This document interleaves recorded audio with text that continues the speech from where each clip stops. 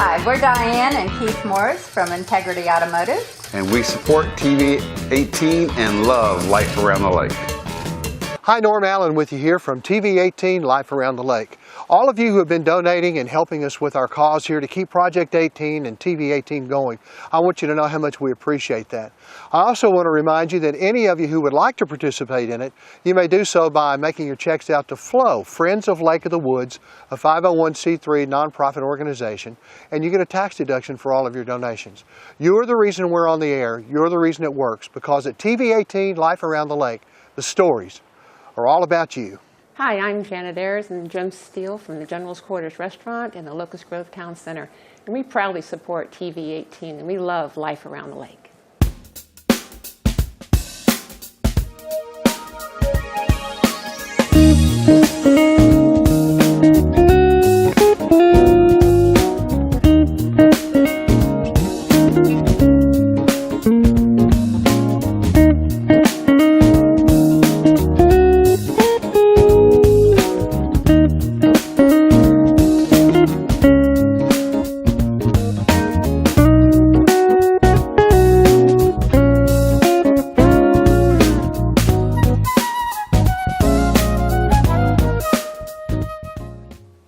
Hello, welcome back to another session of Art for Life. I'm your host, Pete Brown.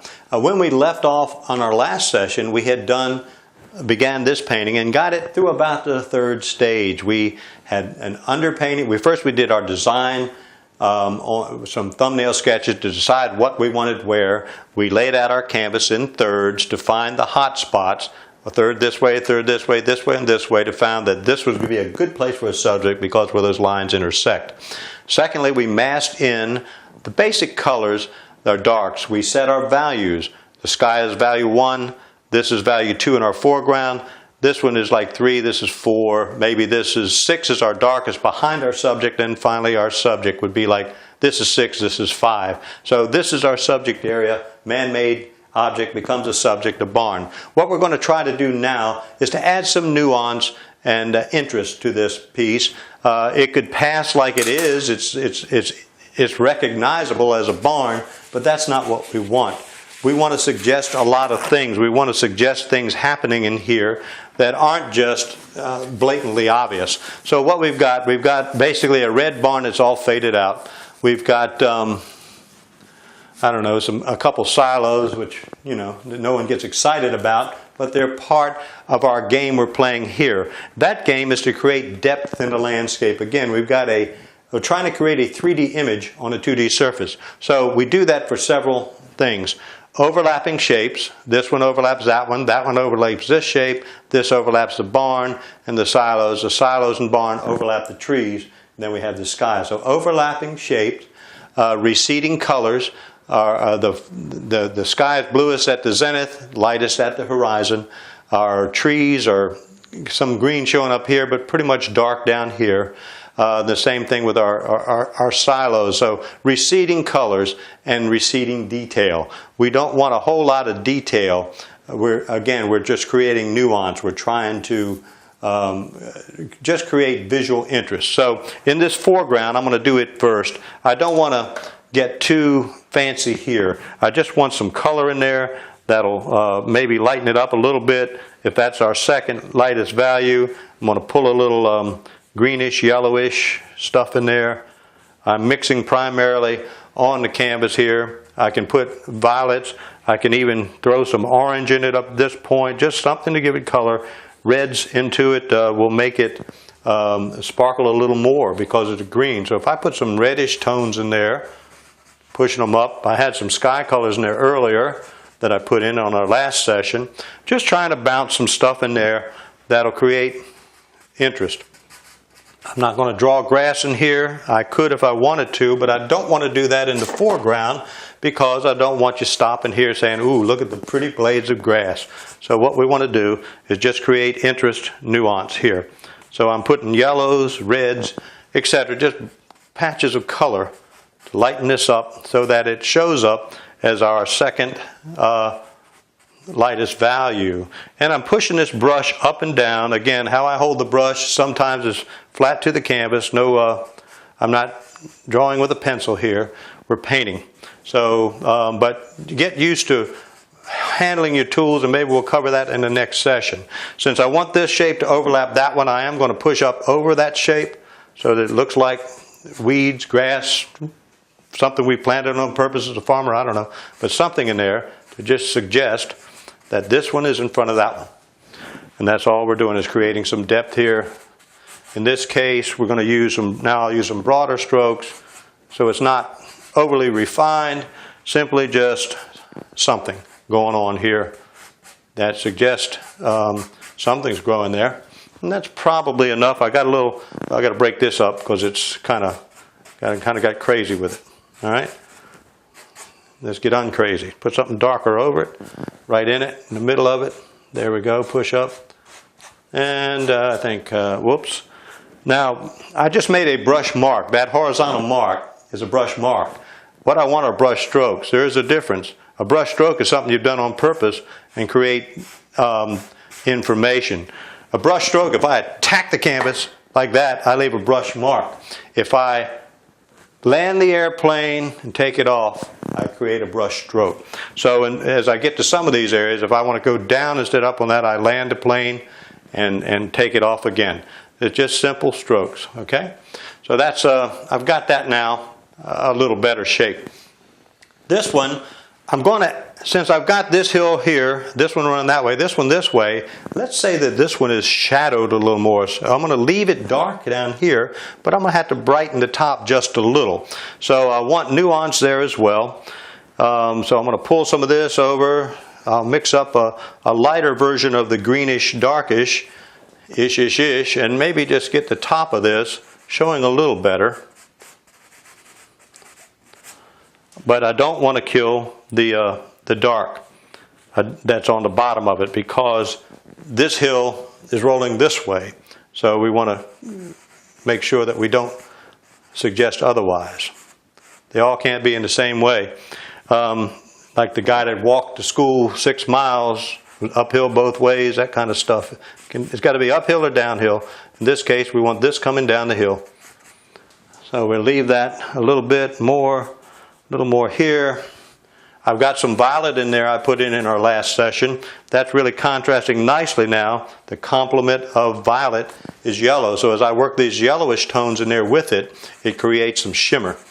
So we don't want to go too wild there. Let's get some more yellowish up at the top of that. Just enough to sell it as something there. And we'll leave the backside shadowed. All right. That's not too bad. Now I've got brush strokes going up in these two planes. When I get back here, you would not see blades of grass standing straight up. So I've got to keep that in mind as I put these strokes in. They have to just help me shape the land. So what I'm going to do is find some other colors now. I've got some darker colors in here. Maybe I have some light hitting down the middle. It should be kind of shadowed here. So maybe on this area right through here in this band, I'll want to lighten that up a bit. So I'm going to take some of the Naples yellow and raw sienna and I don't know, just try some of that. Hold it up there and see what it looks like. But I'm going to push it down through here, kind of to get like there's light hitting in here. And it's coming up this way because our land has contours in it. That helps a little. Now what I've got a problem here though, I've got a hard line. So I've got to fuzz that out. Can't have hard lines in the landscape. So get that softened, pulled over. It helps it a little, still needs more. So let's go down here to show that this one is overlapping. Let's roll it down the hill a little bit into that one. Down in here maybe, I don't know, too much there. Up around the barn, maybe lighter.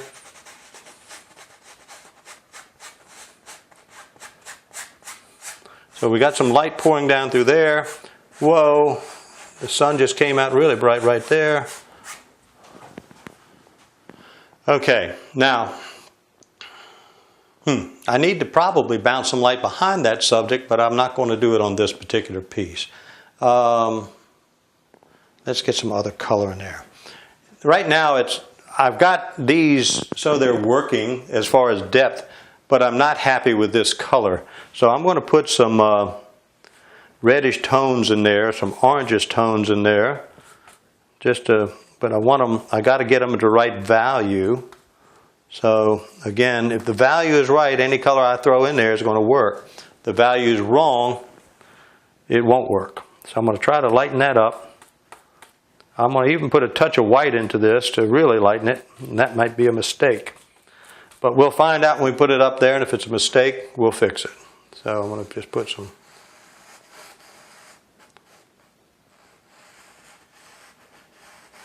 Almost have some pinkish reds in there because as a result of that. And it's coming down the hill. Here it's going back up the hill, and it's rolling into that. And over here, whoops, that probably shouldn't be there. So let's take it out. We're just trying to create visual interest. Now what I see, I've got this lighter than this. I don't want that. I want this to be lighter. So I'm going to take some of the same type colors, more the yellowish, and lighten this one. So I've got what my original goal was to have this be our second value plane. By doing that, I've created the illusion that this is in front of the other one. It's necessary to create the layers of depth if we're going to make this believable as a landscape. So I'm going to put this foreground, even though it has some suggestions of blades of grass or wheat or whatever that is, it's not overly so. And down here I'll just let it go a little bit, not get too fussy. Maybe a little more of the pinkish reddish here now, since it's kind of back a little ways, but just there you go. So now I've got my depth back that I was looking for, but this one now is boring. Can't have boring, so let's do something else. Well, what would be it? I think we just need to get a darker version of this same reddish tones. Value-wise, it's fairly close. I think magenta would work better. Let's take a more bluish red, a magenta or an alizarin crimson. Now they're also complement of green, so if we're careful with it, I think it's it's in there. It's in there. On the back side we want this, because this is down in the shadow side of this hill. Just enough to create interest. And if you go too crazy with it, you have to do something else over it. So it's the back and forth that we do that is what creates the interest in our paintings. I'm going to leave that for a moment and take a peek up here at the barn. That barn is looking so pristine, sitting there all by itself with nothing around it. I can either place a big tree over it and kill it that way, or not kill it necessarily, but to break it up into.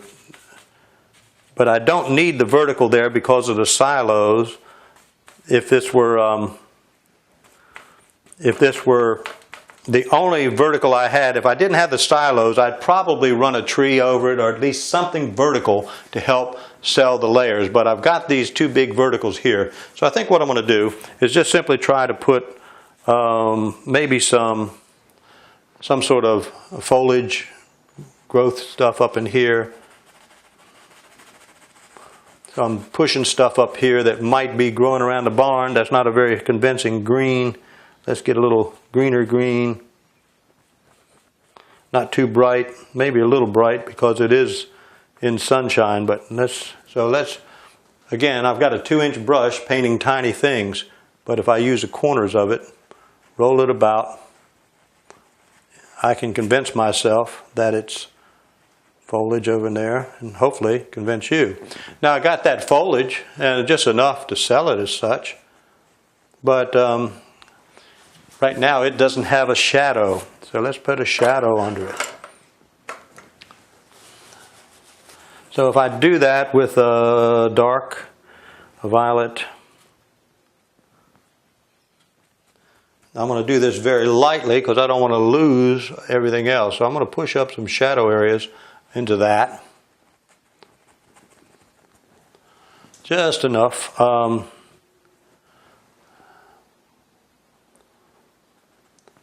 Now, we said the light's coming that way. Well, then this thing needs a shadow as well. So I got to get a good shadow mixture here. I'm going to use an ultramarine and maybe a magenta to create our violet.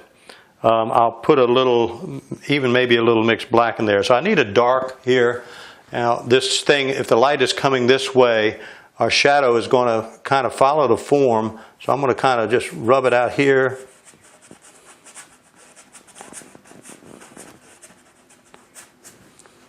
We have to have shadows in our paintings.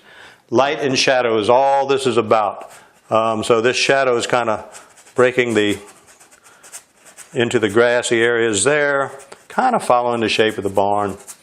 But if we want it to be convincing as a piece, it has to have them. So I'm going to push more shadows up under here. The darks and lights, lights against darks, create our interest.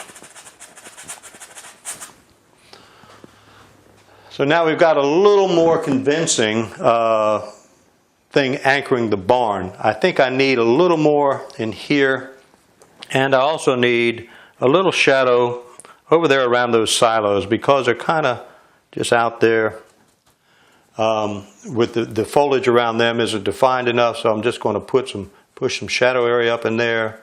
Oh, I got a little crazy with it. This technique is called tonking.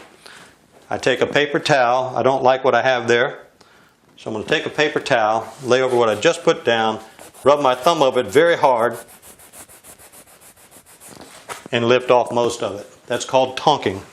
So I've done that. I've knocked back some of that stuff I scribbled. I just put it right back in because that wasn't bright to do. I did it anyway, but I'll need more in there, more in here. Okay, a little better. Maybe a little greener green in that to show that that's stuff growing up in there into that dark. And maybe up at the top side, a little lighter green yet.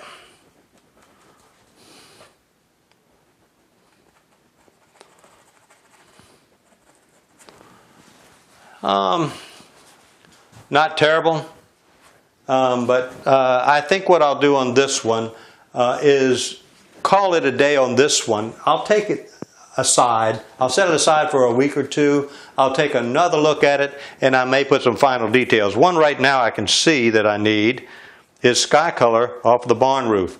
Did I put some on there? Probably not enough. One or two streaks right there of the blue will make it sell that the sky is hitting it, the light is hitting it. And it always, that contrast will also convince us to look there. So we're going to wrap this one up, call it for a moment. I'll go back in a week or so, take a look at final details, and I may put one or two things in it, or I may just sign it and call it done. All right, I'll be back in a moment. We'll work on a start of another painting. Hope you'll stick with us.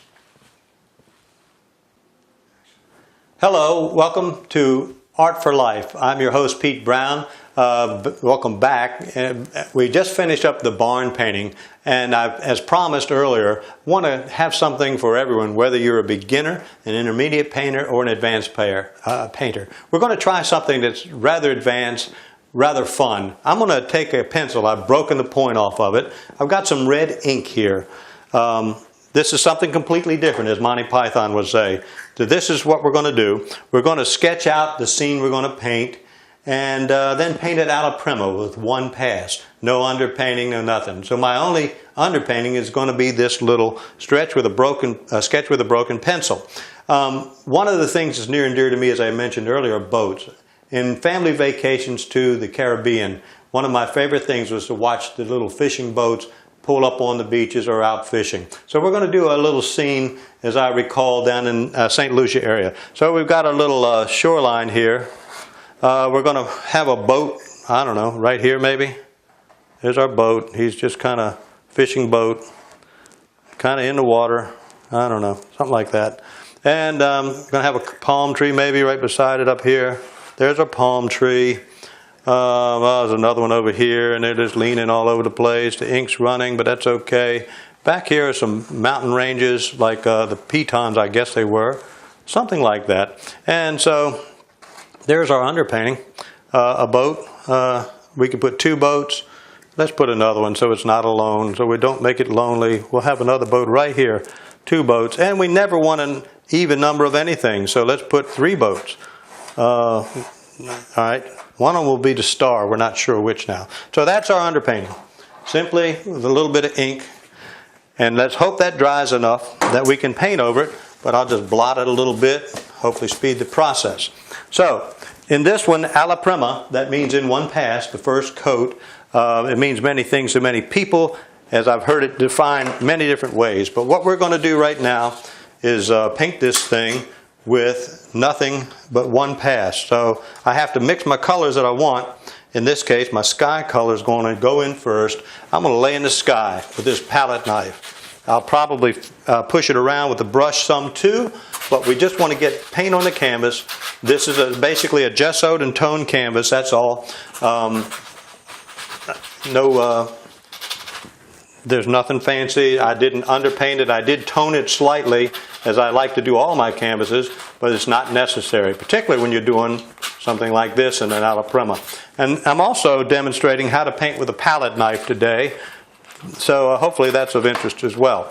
So we're just putting the paint on. I'm creating just patterns here. When a lot of people like palette knife paintings because the paint is so thickly applied. We've got surface. One of the things, a lot of people call that texture. One of the things we talked about earlier is that there's 3 things in a painting can be about. It can be about color, it can be about information, or it can be about application. This one is more about application because we're putting the paint on thick and just creating whatever we're creating that way. I'm going to jump on the mountains now. With an alla prima type of approach, you get one pass. That's it. So I'm going to mix up some dark colors down here, a darkish greenish, and that's going to be my mountain colors. I probably need more of it, but here goes. So we're going to get mountain colors up in here. We'll round those out and run it up into the sky, doesn't matter. One and done on each stroke. You get one shot. That scares a lot of folks. By pulling that sky in there, I've graded this near mountain, which is actually a good thing. So we got the mountain back here. I think that's the Grand Pitons. That's what we're going to call them anyway, since they were in St. Martin. And we'll put a mountain over here. The other one, there were 2 as I recall. So we're going to just try to keep working our way through this piece, building up this and that. Once we get to our boats, we've got to paint right over what we put there. That's always a challenge and fun. But again, if we do it in the right manner, we got to darken that a little bit. Get some of this mixed black in there. Maybe some other colors. Some of that violet worked pretty good, the dark. These are in the background. It's a lot of fun painting with a palette knife. I suggest you try it if you haven't. You'll get looser because you have no choice. You can't be too detailed with a knife. You can, it'll make nice straight lines if that's what you like. But if we just kind of look at what we're trying to do here, we want dark behind our subjects again. So I'm going to make these mountain ranges and all a little bit dark. Just kind of, I'm going to use this knife edge now to make detail for my boat. I'm cutting the boat in. More dark down here. We're going to need some sand on this beach in a moment. We'll put that in there too. We'll give you a nice formula for making wet sand color. You can make wet sand look very realistic with diazinon purple and raw sienna. Why is that? It just doesn't even sound right. Well, the violet, diazinon purple, has a complement of yellow, which is a raw sienna is a yellow. Those 2 together, combined with some white, will make a beautiful sand color. Wet sand. All right. And if you lighten it up, it makes dry sand. All right, so there's our background. We've done that with a palette knife. Let's jump to a smaller knife just so I can handle it better and decide what color our boats are going to be. I think probably a whitish one first. Let's put them in there. I don't know. I should be doing this other. I'm going to let some of that red show because it doesn't hurt a thing. It looks kind of colorful and shows how we did this. A little more white here for our boat, back of the boat. I've already got my reflections off the sand by accident, and I'm okay with that. Here's my boat reflection. I'll darken it to show it to you. It's down in there, shadows, reflections, one or the other. So I've got that. Let's put this other boat, let's make a little blue boat. Well, let's make the one we're on blue. I think this should be our one blue boat. That's what we'll call this, one blue boat. So we're going to just point him blue here, bring it around. And there's our blue boat. His back should be blue as well, I guess. All right, so inside of him has got to be somewhat of a gray color, I guess. Let me get a little more grayish tone here. Working with the knife, just kind of get something in there, gray looking. It's just fun stuff. You can make it really detailed if you wish, but the freshness of the knife and the and just the looseness of it really helps it to become more interesting. All right, that's not very well defined, so I'll fix that here with the here. It's our blue boat. Now we're going to put a white boat in the foreground, maybe. I don't know, whiter. So this is going to run it up here as a bow. Pull it here. I probably should do all the sand and stuff first, but I'm trying to get this done quickly for this segment so you can see how to go about it. Here, the side of the boat. And we'll round that out a little bit like a boat bottom. We need a back on that one too. Let's make it a little grayer right across there. And let's shadow up under it, of course, so we can see it. That's a little dark, isn't it? It's okay. We'll push that out with a brush in a moment. We've got to get this guy defined here, and this one better. This one a little less defined. All right.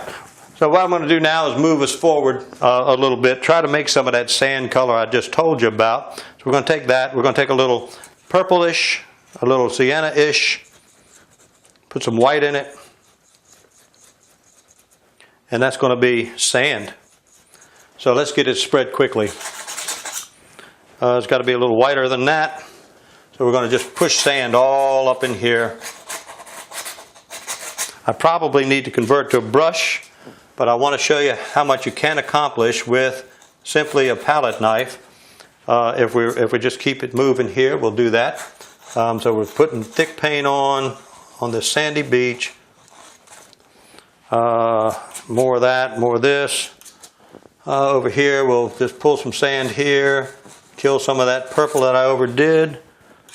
And as you see, this is very loose. It's just having fun, just kind of spreading the paint. Trying to make a painting in this little time is a wonderful challenge, and it keeps us sharp doing stuff like this. So we've got purple, raw sienna, and some white to make it more sand color. I should have picked that up. Can't see it if I pick it up. And little more. It's just now so it can get whiter as it comes out. We can cover up some of that, some of this. The sun would be playing some havoc. I'll define those boats a little better in just a moment. I want to show you how we get this thing covered first. Canvas has to be covered. I've got ink leaking through it too. Normally I would let the ink just sit still and dry, but here we go. Okay, so let's go back. Now let's go grab a brush really quickly and define this thing a little better. I forgot our little palm tree, didn't I? Well, let's put him in there. So we need a palm tree. Let's make him this color, whatever this is. A umber, greenish, yellowish, something, palm tree color. So we're going to put a palm tree over here, I don't know. And we're going to come up with it, come down here at the base a little wider. Not quite dark enough there, so we're going to get this side a little darker. And bring it down into there. Let's put another one over here somewhere up right between them. Why not? Doesn't matter. Okay, so now we got to put some fronds on that palm tree. Now we'll do that real quickly with some greenish color. So we're going to put some palm fronds out here. Just get them out there. No big deal. Don't fuss them. Just pull them in. We can do a better job of that later if we want to come back and fix them. But for the most part, just trying to say that this is a palm tree. Look at it. You know how it grows is a suggestion that we're trying to create. It's not a book report. It's poetry. All righty. Sand color, boat color. Let's fix the boat. Our little blue boat. Let's just pull him in, and we're going to get it down to our last little bit here. Make it the shape of the boat will tell us it's a boat. So I got that one shaped better. Put a little shadow on the back of the boat. So we can do this. Make it show as a boat. The white one is not bad shape. If I pull a little bit of white over it, it'll make it look like boat shape. I didn't get the gray inside of that boat, so let's do that quickly. We're going to put the grayish side inside the boat because it's on the shadow side. And we've got something semi-believable as a boat. So we'll just brush it out here, pull those shadows out, pull it out here into the sand, use the wet into wet paint, and we can create the effects we want. So here we got this pulled out there. That's a quick example of how to do alla prima one coat. I hope you've enjoyed this little session. I hope you'll join us again for Art for Life. I'm your host, Pete Brown. I hope you'll pick up your brush and begin to enjoy art for your life. Thank you for joining us.